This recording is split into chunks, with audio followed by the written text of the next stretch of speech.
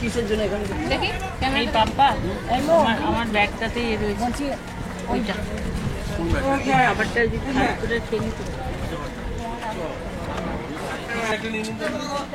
নিচে যাবে আপনার নিচে হ্যাঁ এরা রান্না দেবে ওরা উপরে যেখানে রান্না করবে সেখানে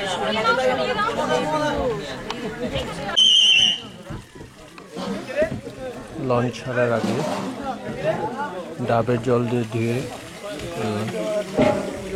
পুজো দিয়ে তারপর লঞ্চ ছাড়ে এবং ভেতরে ঢোকে। এই লঞ্চে আমাদের সামনে দুদিন থাকা।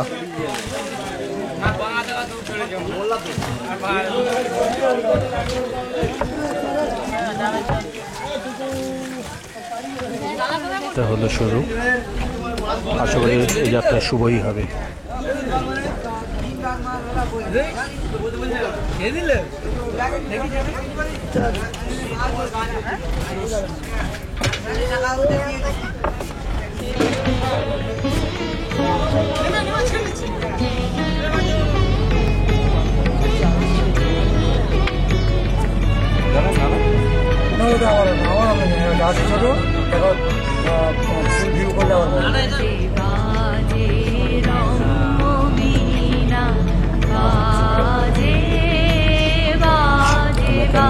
থেকে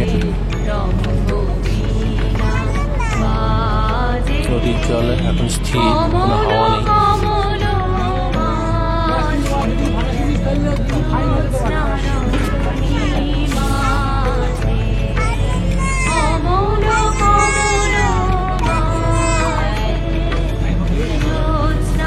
কুমির বা কামড় টামড় যাতে কিছু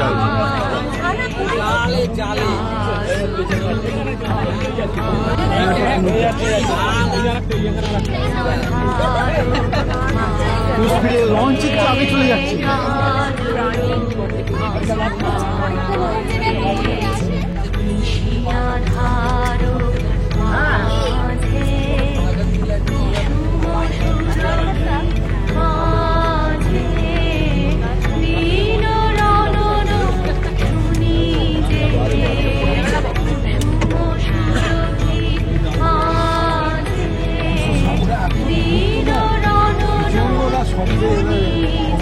টাকা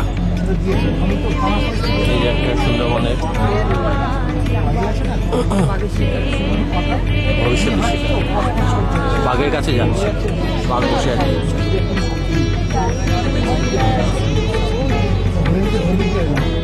একটা ছোটখাটো জঙ্গলের পরে আবার একটা গ্রাম।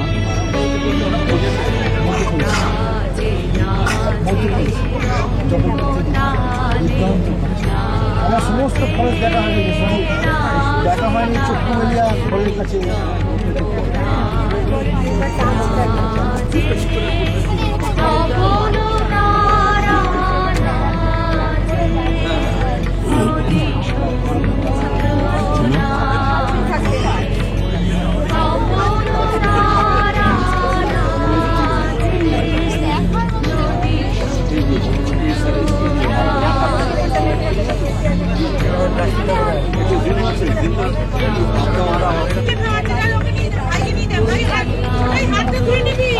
আমাদের হচ্ছে বাইরে সব সময় আগে ছোট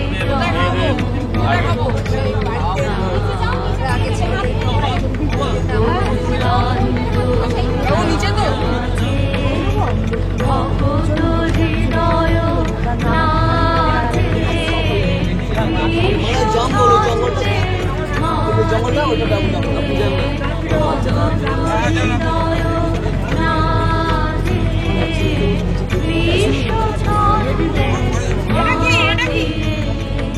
এটা কি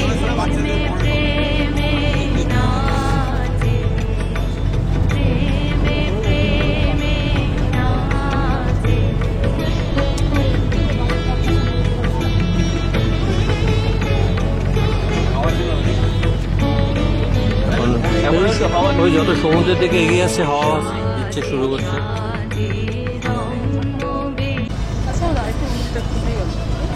আমরা মাতলা ছেড়ে হোগল নদীতে পড়েছি, ওই মাতলা ওইদিকে বেরিয়ে গেল। মাতলা ওই দিক দিয়ে কৈখালি নিমপিট হয়ে কলস দ্বীপের সামনে দিয়ে চলে গেছে। এখন আমরা হোগল নদীতে ঢুকেছি।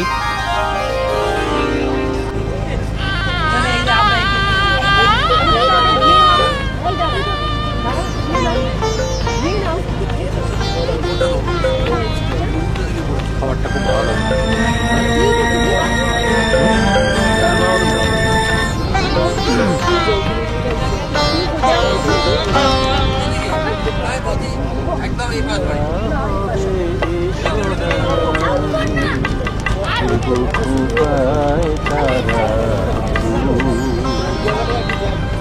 করণে দোলাব তৃতীয়া তিথি চৈতি চালের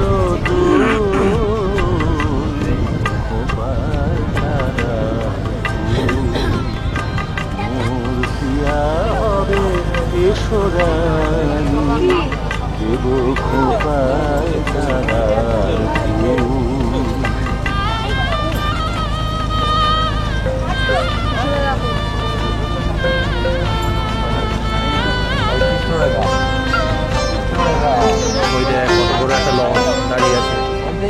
কণ্ঠে তোমার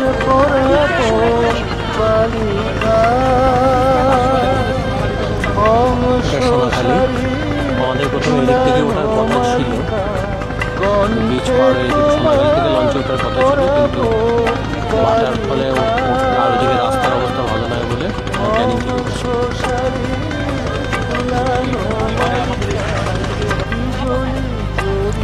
এখন 4টে বাজে। সোনাখালি থেকে ক্যামেরা এবং সুন্দরবনে ঢোকার সব পারমিশন করে আমরা 4টের সময় যাত্রা শুরু করলাম পাখিরালয়ের উদ্দেশ্যে। এখানেও প্রায় 40-50 মিনিট থাকতে হলো। হোগলা নদী খুবই ডিপ, ভাটার সময় বোঝা যাচ্ছে জলের সময় জল কত দূর উঠে। এখানে যারা আছে তারা বললো সবাই এখানে নদী প্রচণ্ড ডিপ, পাহাড়ও কীরকম ভাঙে সে দেখাই যাচ্ছে। তবে জোয়ার হলে নদীর একটা ভয়ঙ্কর রূপটা দেখতে পেলাম। এখন নদী একেবারেই শান্ত। এই বাসন্তী ব্রিজ নতুন হয়েছে, ডান দিকে বাসন্তী, এদিকে এখান থেকে অটোতে সরাসরি ক্যানিং স্টেশন চলে যাওয়া যায় শুনলাম। আগে এগুলো সরাসরি স্থলপথে যোগাযোগ সম্ভব ছিল না, এখন যোগাযোগ ব্যবস্থা যথেষ্ট উন্নতির ফলে প্রায় গোসভা পর্যন্ত এখন সরাসরি।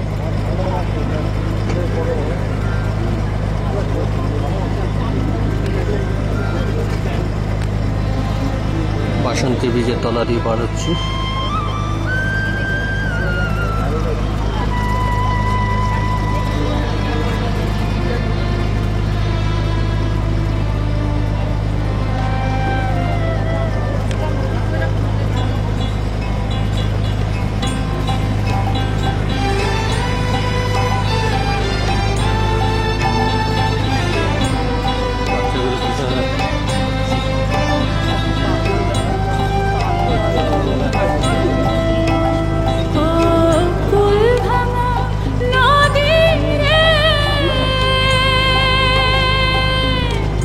বাড়িগুলো যে কোনো সময় নদী থেকে আসতে পারে।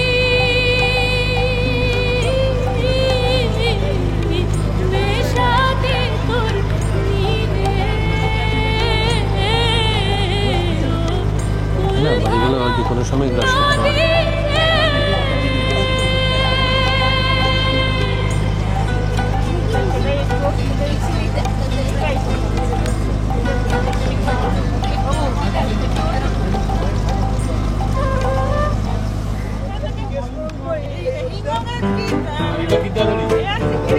আর সোজা কোনটা? সোজা সোজা বিদ্যাধরী।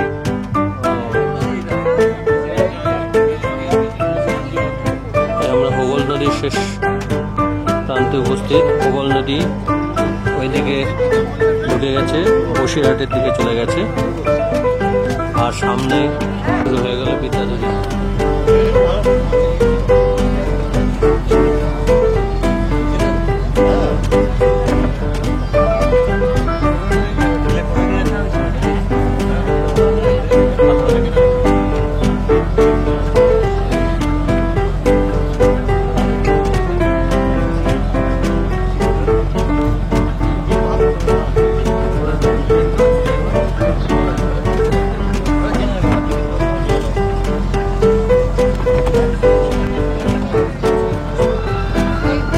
মাঝখানে নদীর মাঝখানে চড়া পড়ে গেছে।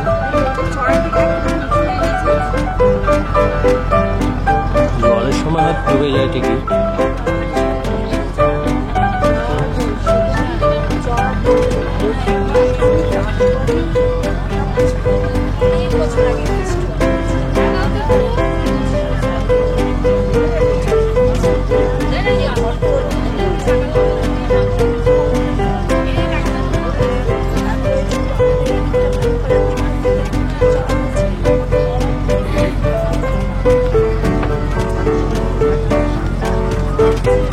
অস্তগামী সূর্যের লুকোচুরি।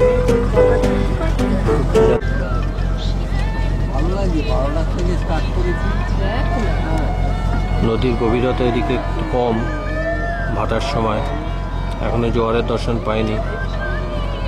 যে কোনো মুহূর্তে কোনো চরের লঞ্চ আটকে গেলে তখন জোয়ার পর্যন্ত অপেক্ষা করতে হবে।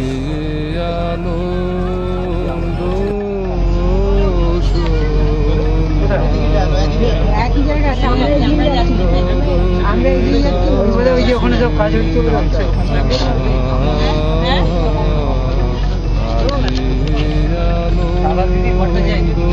কার জল করতে হবে, কার খালি হয়েছে, কার জল ব্যাগটা একটু খালি খালি শুনছিলাম।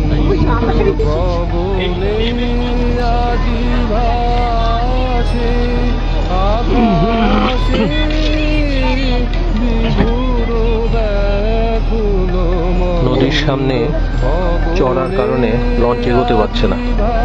বাস দিয়ে বারবার পলি মেপে গভীরতা মেপে দেখছে, লঞ্চ মাঝে আটকে যাচ্ছে, যার ফলে লঞ্চ আগিয়ে পিছিয়ে পথ খুঁজছে যে কোন দিক দিয়ে চড়া ওদের সামান্য কিছু অতিরিক্ত গভীরতা পেলে যদি বেরোনো যায়।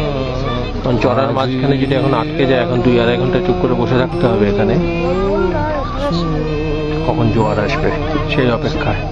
7টা নাগাদ হয়তো জোয়ার আসার কথা, এখন বাজে প্রায় 5টা বাজে, প্রায় ঘন্টা 2 বসে থাকতে হবে। সে এখন কোনো জায়গাতেই